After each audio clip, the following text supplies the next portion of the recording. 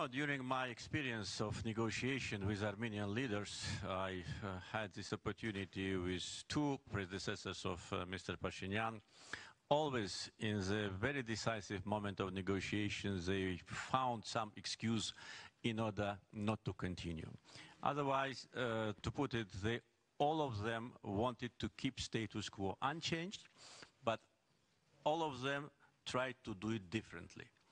Now, when Prime Minister Pashinyan talks about his proposal that the resolution must be accepted to the people of Azerbaijan, I answered to that. And I said, what is acceptable to the people of Azerbaijan?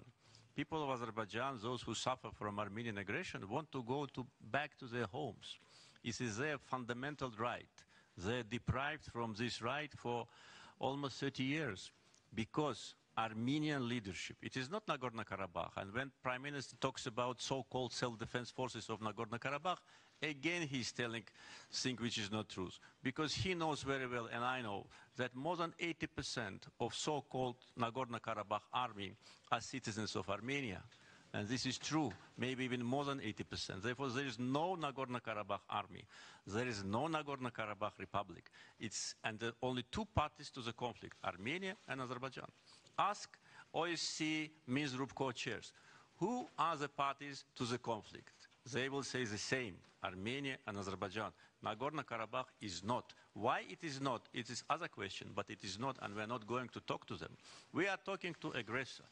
We are ready to talk to Nagorno-Karabakh in case Armenia stops funding this illegal entity, Armenia pulls back all their military troops from Nagorno-Karabakh, and completely withdraws from our territory. And then we will have, arguments to talk to these people. But until they are there, no way.